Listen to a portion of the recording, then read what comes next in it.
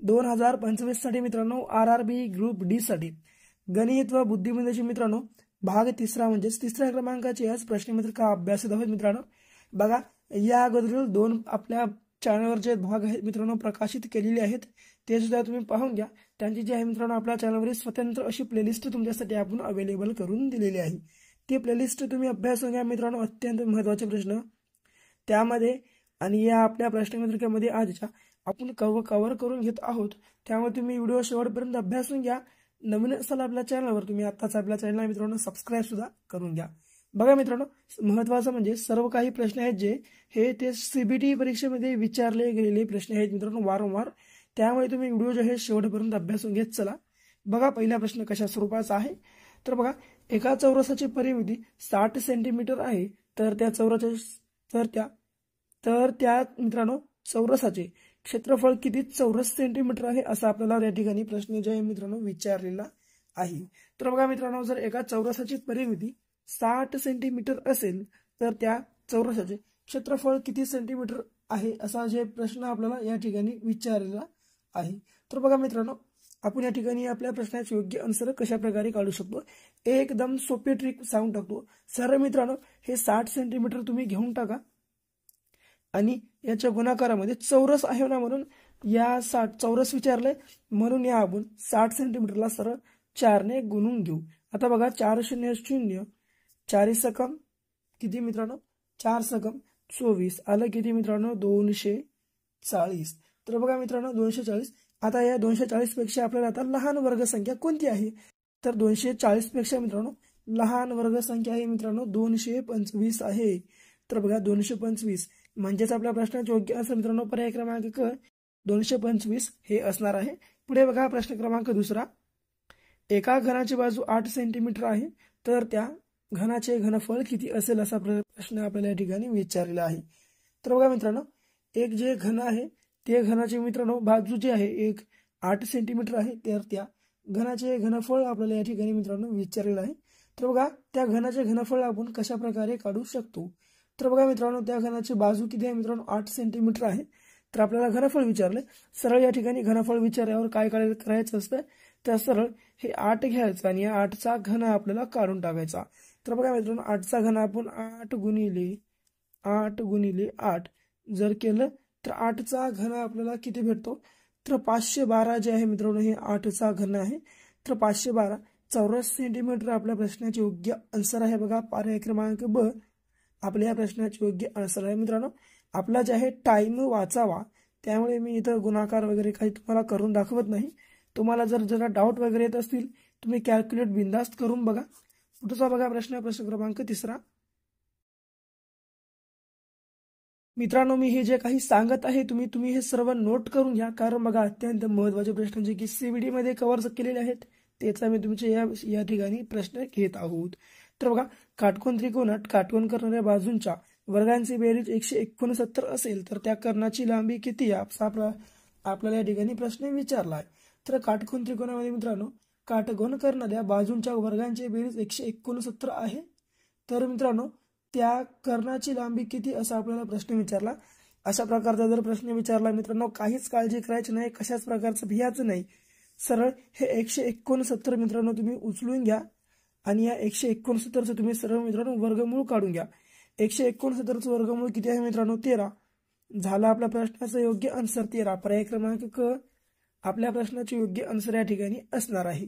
पुढे बघा प्रश्न क्रमांक चौथा, 5 लिटरशी 2500 मिलीलिटरशी असलेले गुणोत्तर सांगा।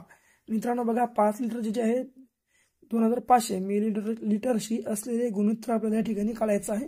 तर बघा मित्रांनो या 5 लिटरला आपल्याला जे आहे मिलीलिटर मध्ये कन्वर्ट करण्यासाठी सरळ या 5ला 1000 ने गुणून घ्यावे लागेल, कारण बघा मित्रांनो 1 लिटर मध्ये 1000 मिलीलिटर असतं, तुम्हाला लक्षामध्ये घ्यायचं आहे।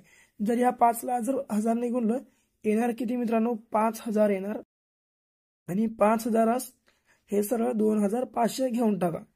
आता बघा जर आपण या ठिकाणी यांचा भागाकार केला, यानं जर कोणत्या संख्येने भागले तर यांचं आपल्याला गुणोत्तर या ठिकाणी भेटून जातं। बघा हे 1 0 कट करा, हा 1 0 कट करा, इथले सुद्धा 2 0 कट होतील। आता बघा 25 1 25 2 टिंब घेऊन टाका सरळ आणि 25 2 50 सरळ सरळ भाग गेला 2-1 आपल्या प्रश्नाचे योग्य आन्सर आहे पर्यायामध्ये आहे का एकदा तुम्ही चेक करून घेऊ शकता। पर्याय क्रमांक ब आपल्या प्रश्नाचे या ठिकाणी योग्य आन्सर असणार आहे। पुढे बघा 5वा प्रश्न 10 कोटीवर किती शून्य असतात असा प्रश्न या ठिकाणी मित्रांनो आपल्याला विचारलेला आहे। तर मित्रांनो बघा 10 कोटीवर एकूण किती शून्य असतात तर बघा मित्रांनो 1 कोटीवर जे आहे 1 कोटी तर 1 कोटीवर मित्रांनो 7 शून्य असतात इतके तुम्हाला लक्षात ठेवायचं आहे। तर 1 कोटीवर जर 7 असतील तर 10 कोटीवर म्हणजे मित्रांनो 1 च्या समोरचा आणि 1 शून्य प्लस जर केलं तर 8 शून्य जे आहेत मित्रांनो ते 1 कोटीवर असणार आहेत। तर 8 शून्य कोणत्या ठिकाणी आहेत ते आपल्याला बघायचं आहे। तर पहिलं 1 2 3 4 5 आहेत हे आपल्या प्रश्नाचे योग्य आन्सर असणार नाही। पुढे बघा 1 2 3 4 5 6 7 हे सुद्धा असणार नाही। पुढे बघा 1 2 3 4 5 6 7 8 म्हणजेच बघा पर्याय क्रमांक क 10 कोटीवर मित्रांनो एकूण किती शून्य असतील तर 8 शून्य असतील। आपल्या प्रश्नाचे योग्य आन्सर पर्याय क्रमांक क हे या ठिकाणी असणार आहे। पुढे बघा प्रश्न क्रमांक 6 एक काम 12 माणसे 20 दिवसात करतात तर तेच काम 15 माणसे किती दिवसात करतील असा प्रश्न जे आहे बघा या ठिकाणी आपल्याला विचारलेला आहे।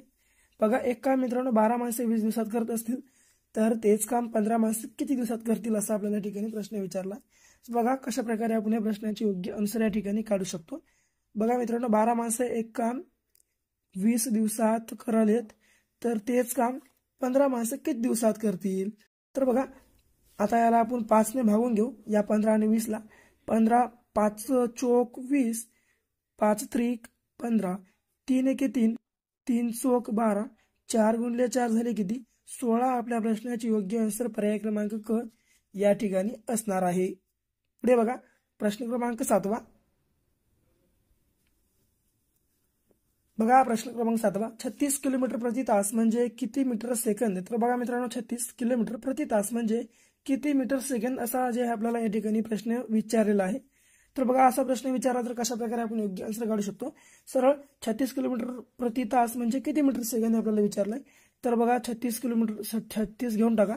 आपल्याला बघा मित्रांनो जेव्हा ताशी वेग काढायचा असतो तेव्हा आपल्याला बघा 18/5 घ्यावं लागते परंतु आपल्याला ठिकाणी मीटर सेकंद मध्ये काढायचं आहे त्यामुळे आपण याला सरळ उलट करून घेऊ। सरळ 5/18 घेऊन टाकू उलट केल्यावर बघा 18 एके 18 18 2 36 2 5 10 या ठिकाणी आपल्या प्रश्नाचे योग्य आन्सर असणार आहे। पर्याय क्रमांक अ आपल्या प्रश्नाचे योग्य आन्सर आहे। पुढचा बघा प्रश्न क्रमांक 8 एका बादलीत 250 मिली दूध आहे तर 3.5 लिटर दूध भरण्यासाठी किती बादल्या लागतील। तर बघा मित्रांनो एका बादलीमध्ये 250 मिलीलिटर दूध आहे तर असेच 3.5 लिटर दूध भरण्यासाठी आपल्याला एकूण किती बादल्या लागतील। तर बघा मित्रांनो 250 मिली दूध आहे तर 3.5 लिटर आपल्याला दूध भरायचं आहे बाटल्यांमध्ये। तर बघा एकूण बाटल्या किती लागतील असा प्रश्न आहे। तर बघा आपल्याला मिलीलिटर मध्ये दूध कन्व्हर्ट करण्यासाठी सरळ या 3.5 ला जे आहे मित्रांनो 1000 ने गुणून घ्यावे लागेल। तर बघा मित्रांनो 3.5 म्हणजे मित्रांनो 3.5 आहेत 3.5 3 किलोमीटर 3 लिटर म्हणजे मित्रांनो 3000 मिलीलिटर आणि हे 5 म्हणजे 500 मिलीलिटर। जर या दोन्हींची आपण बेरीज केली 3 हे 5 समोरचे सरळ 2 शून्य आलं किती 3500 मिलीलिटरला सरळ आपण 250 मिलीलिटरने जे आहे भागून घेऊ। आता बघा जर 250 मिलीलिटरने आपण भागून गेला तर आपल्या प्रश्नाचे योग्य आन्सर भेटतं।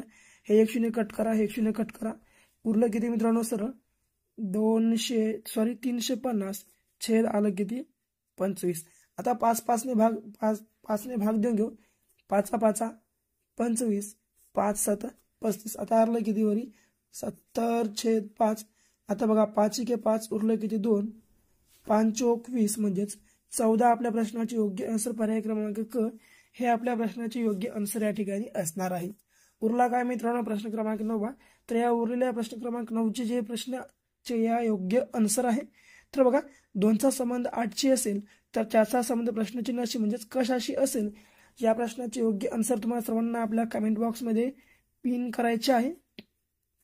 आणि व्हिडिओ आवडल्यास व्हिडिओला आपल्या लाईक करा शेअर करा आणि आपल्या चॅनलला सबस्क्राईब करायला विसरू नका. भेटू परत अशाच एका नवीन व्हिडिओ सोबत. तोपर्यंत पाहत राहा आपलं आवडतं यूट्यूब चॅनल. धन्यवाद.